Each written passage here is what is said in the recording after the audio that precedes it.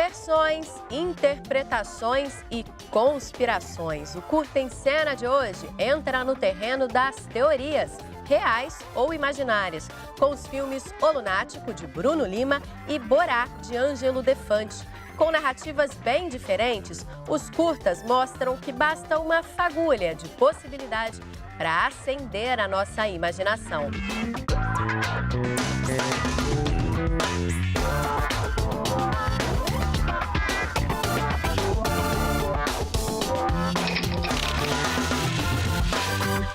Olá! O programa de hoje é dedicado ao universo das teorias conspiratórias. E quem está aqui com a gente hoje é Bruno Lima, diretor do curta O Lunático, um filme sobre um jovem psicólogo que trabalha numa casa de repouso e descobre um grande segredo que pode mudar a história da humanidade. Bruno, bem-vindo ao Curta em Cena. Primeiro, conta pra gente que segredo é esse que ele descobre. Obrigado, Tâmara. O segredo que ele descobre, enfim, o Augusto é um jovem psicólogo e ele trabalha nessa casa de repouso, nesse asilo de idosos. E aí ele encontra um senhor que mora lá e esse senhor diz que pode provar, tem como provar, que o homem não foi à Lua em 1969, que se trata de um fake.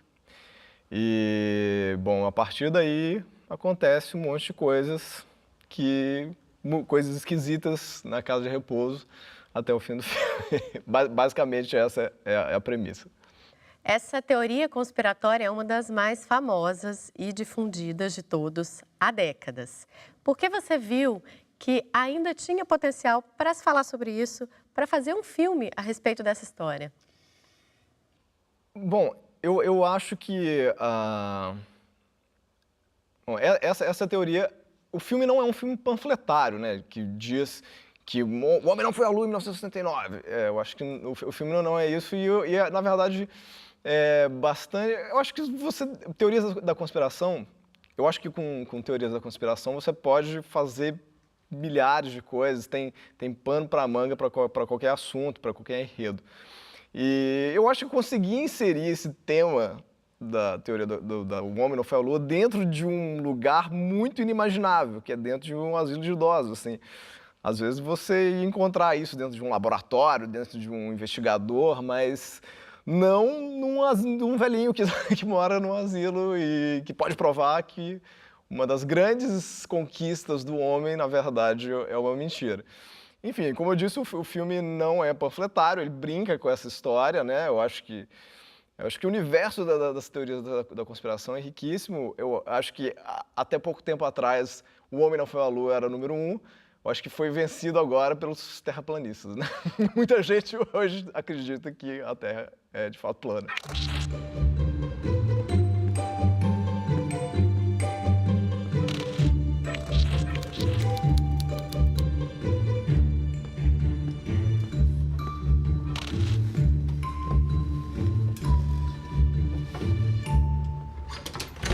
Bom dia, Augusto. Pode deixar a porta aberta.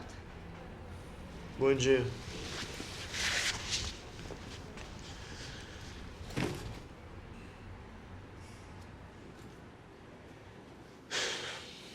Diana, eu pensei melhor ontem à noite. Eu acho melhor você mesma falar com ele. Nós já conversamos sobre isso. É importante para a sua formação. Você tem que aprender a lidar com esse tipo de coisa. Mas justo o seu Rubens... Diana, você sabe como é que ele é, né? Aliás, você lembra da última vez que eu tentei falar com ele? Eu sei muito bem. Mas é assim que é a vida de um psicólogo. Toma aqui. Vai lá, agora. Quanto antes, melhor. Vai, Augusto. Você filmou numa locação real, realmente numa casa de repouso. Você teve idosos que moram nesse local como figurantes. Como foi essa experiência? Bom, primeiro a gente achou um lugar, uma casa de repouso e que a gerente, lá que foi uma pessoa sensacional, ela permitiu que a gente filmasse por lá por 2 dias. E, bom, para quem já esteve numa gravação de cinema, sabe que é uma confusão gigantesca. Você tem que mexer em espaços, você precisa deslocar pessoas, o que está acontecendo, o cotidiano, você precisa mudar, revirar, botar de ponta cabeça. E foi realmente isso que aconteceu, e a pessoa topou e foi incrível, porque muitos dos idosos que moram ali entraram como figurantes, e até uma senhora, que é a Elsa, que tem 96 anos, ela se tornou uma atriz, tem uma fala no filme, ela nunca tinha atuado, mas acabou funcionando super bem. Então, mas filmar ali foi um desafio à parte, assim, porque tem uma logística de você mover, assim, porque existem, sei lá, muitos idosos que moram ali e agora vamos gravar nesse lugar. Então precisa deslocar todos eles para um outro setor da casa de repouso. Isso toma um tempo, isso teve que ter sido muito bem planejado, enfim, para conseguir ajustar isso. Mas eu acho que no final das contas funcionou muito bem. O filme ele é carregado com uma atmosfera real de uma casa de repouso, assim, e essa locação em específica eu gostei muito dela porque ele tem um pátio enorme, tem uma piscina enorme no meio por onde os corredores estão, né? Da piscina você vê os corredores. E, enfim, foi um desafio, mas eu acho que valeu a pena e o filme tem essa atmosfera mais realista por conta disso. O audiovisual ele é muito acusado de ser um instrumento de manipulação das pessoas, porque ele permite que você crie realidades que às vezes não condizem tanto assim com o que as pessoas acreditam que realmente se passe. Como você vê essa potencialidade sendo um realizador?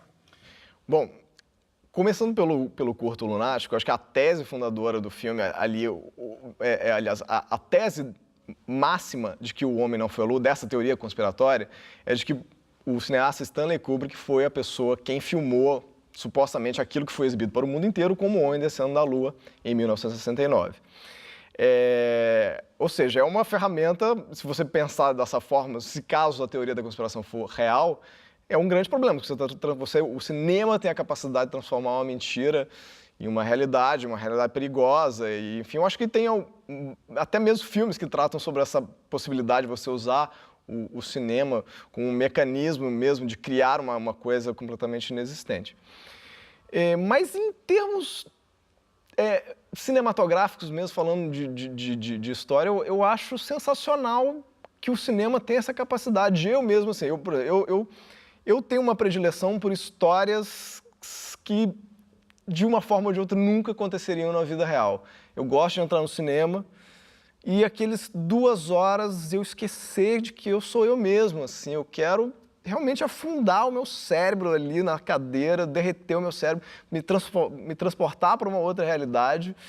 E aí, quando começam os créditos, acende a luz, voltei a ser eu mesmo, que pena.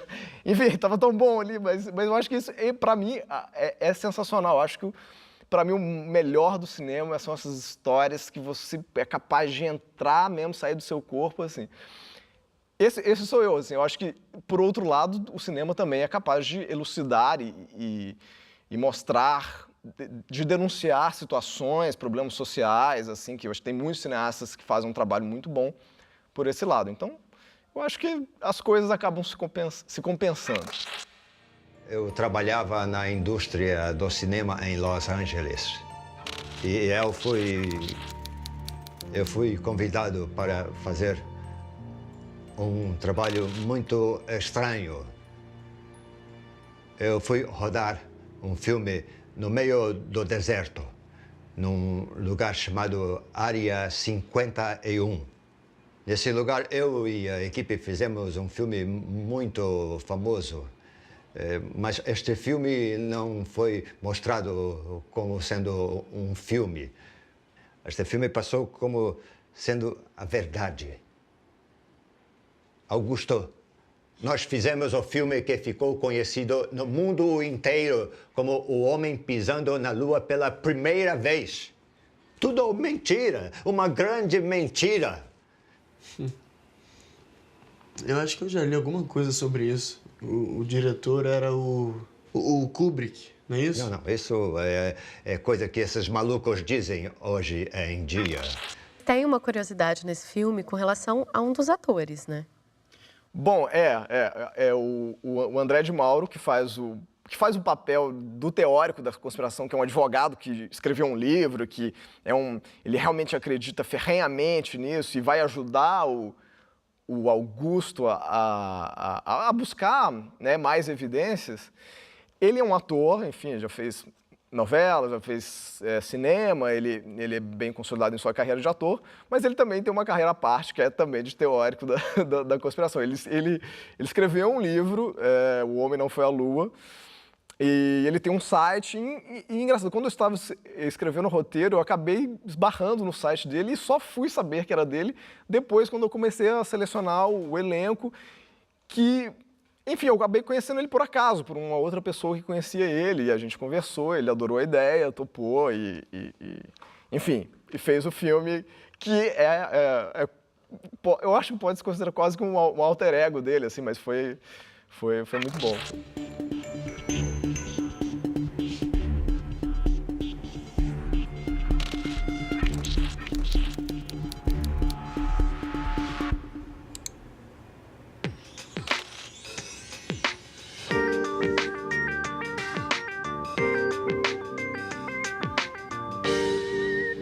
Há exatos 40 anos, o homem pisava na Lua pela primeira vez. Ou será que não? Para falar sobre isso, está aqui com a gente o advogado e escritor Rodolfo Faroni. Ele é autor do livro O Homem Nunca Foi à Lua, que vendeu mais de 10 mil cópias.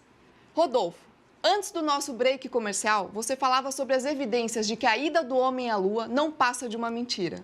Exatamente. São várias evidências de que isso não passa de uma farsa, uma grande farsa, uma grande mentira. Agora, sobre a produção do filme, queria saber como você conseguiu viabilizar e esse processo de pesquisa veio antes, veio depois, você já tinha um pouco de noção das teorias ou você foi descobrindo quando estava fazendo a pesquisa? Eu acho que essa teoria de que o homem não foi à Lua, ela é muito conhecida, acho que quase todo mundo conhece ela. Então, mas um dia, eu acabei, quando eu era estudante de comunicação, eu fiz um documentário num asilo de idosos.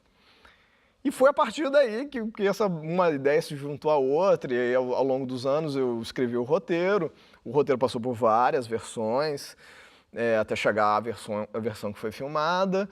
E eu desejava muito filmar esse filme. Concorri em alguns editais públicos, nunca ganhei nada. E aí chegou um momento... Eu acho que no curta-metragem tem uma coisa interessante. Existe um momento em que ou você filma ou você vai abandonar esse projeto para sempre. Porque é uma coisa que é do momento. Assim, de repente, hoje eu não teria mais vontade de filmar O Lunático. Então, na época, eu tinha muita vontade por isso. O que eu fiz para viabilizar o filme? Eu mesmo financei o filme, com, enfim, recursos próprios. Não aconselho ninguém a fazer isso, assim, é um pouco de loucura, assim. Demorei até um tempo depois para me recuperar financeiramente, mas acabei fazendo porque eu queria muito fazer o filme e gostei muito do resultado. E eu acho que é o seguinte, assim, até mesmo pelo meu processo de formação, se não me engano, acho que essa é uma frase do Stanley Kubrick, ele diz que a melhor forma de se aprender cinema não é necessariamente uma escola de cinema, é você fazer um filme, não há escola melhor. Então, de fato, assim, fazer esse filme...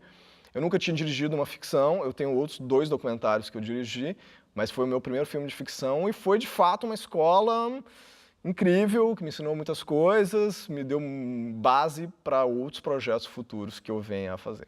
E realmente ficou ótimo o filme, é muito divertido. Obrigada, Bruno, pela sua presença aqui no Curta em Cena. Eu que agradeço a presença aqui, foi ótimo. E agora nós vamos para um breve intervalo, mas antes você confere mais um trechinho do filme O Lunático, de Bruno Lima. E na volta a gente vai ver uma entrevista com Ângelo Defante, diretor do curta Borá. Até já. Aqui, você não vai me perguntar nada do seu Rubens, não? Seu Rubens? Por quê? Por quê? Deixa eu ver.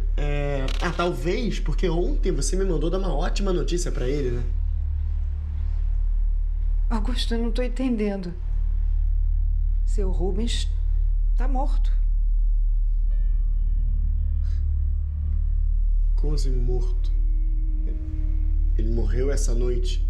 Tá brincando comigo? Essas noitadas estão afetando a sua memória.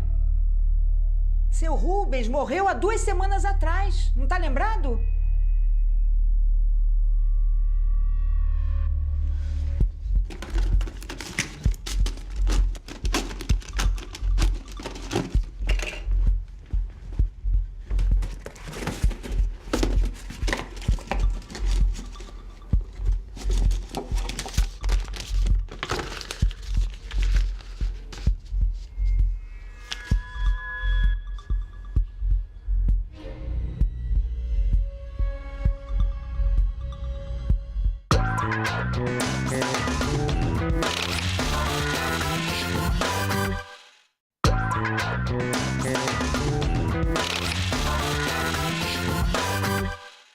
Estamos de volta com o Curta em Cena e o programa de hoje sobrevoa o gênero do suspense em terras tupiniquins. E agora você vai ver uma entrevista com Ângelo Defante, diretor do filme Borá, um curta que fala sobre misteriosos desaparecimentos ocorridos na menor cidade do Brasil. A ideia do Borá surgiu em 2009, quando eu queria falar da menor cidade do Brasil. Mas foi um motivo bem simplório mesmo. Eu queria falar como é que era a configuração da cidade, os policiais que não moravam na cidade, os dois únicos policiais, o telefone da delegacia que nunca tocava, o estádio de futebol da cidade que tinha capacidade para muito maior do que a própria população, só um assassinato na história, todo esse tipo de coisa. Uma única padaria, nenhuma loja de roupa, mas 4 botecos. Então, esse tipo de curiosidade. Isso em 2009, como ideia. Em 2013, quando eu resolvi retomar a ideia do filme, descobri que Borá não era mais a menor cidade do Brasil. E aí, ainda assim, mantive a ideia de fazer o filme, mas agora encarando como era uma cidade que há 30 anos era a menor do Brasil, agora não é mais, agora fica na vice-posição. Como é que a população encara isso? Prezados cidadãos de Borá, é com angústia que observo o pânico que toma conta de nossa cidade.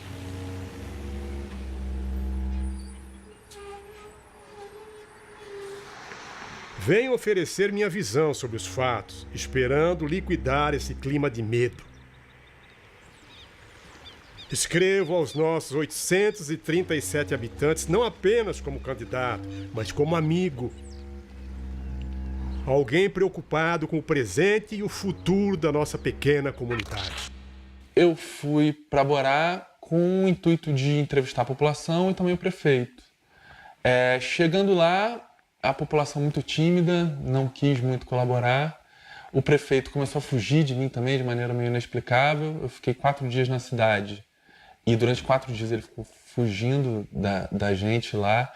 E a nossa ideia já era fazer imagem de fachada e off da população falando e do prefeito. Só que eu não consegui boas entrevistas, nem entrevista com o prefeito. Então eu voltei para cá, voltei para São Paulo, para a cidade de São Paulo, sem o som do filme, só com a imagem. Então, a partir daí conversei com o Daniel Galera, a gente pensou inúmeras opções do que a gente podia trabalhar, a gente pensou fazer talvez uma entrevista com o prefeito, e como seria esse prefeito fictício. A gente pensou que ele podia estar numa época de eleição, a gente chegou até a pensar em fazer depois das eleições, o prefeito não reeleito acusando o concorrente, mas achou melhor que uma semana antes das eleições era algo factível e, sei lá, as coisas estavam em um estado de exaltação maior. Fora isso, Borá teve a campanha da Bala House, que fez com que Borá esteja até hoje no Guinness Book como a cidade de maior penetração no Facebook no mundo. 97% da população é ativa no Facebook. Então a gente também, para usar esse elemento, fez uma grande postagem e aí usou a narração em off. Foi a partir daí. Aos que ainda não se informaram, a última pesquisa acaba de ser divulgada. Há uma semana das eleições, meu oponente, Luiz da Farmácia, subitamente aparece 7 pontos à frente nas intenções de voto. Essa virada na reta final tem a ver com medo. Um medo implantado por intrigueiros que não querem a minha reeleição pela população de Borá. É hora de dar um basta ao jogo sujo eleitoral. E para entendermos o que acontece, é preciso refletir sobre o passado recente da nossa cidade. Eu diria que a semente desses rumores está no resultado do censo desse ano, quando ficamos sabendo que Borá perdeu o posto de menor cidade do Brasil para um lugar chamado Serra da Saudade. Não é segredo.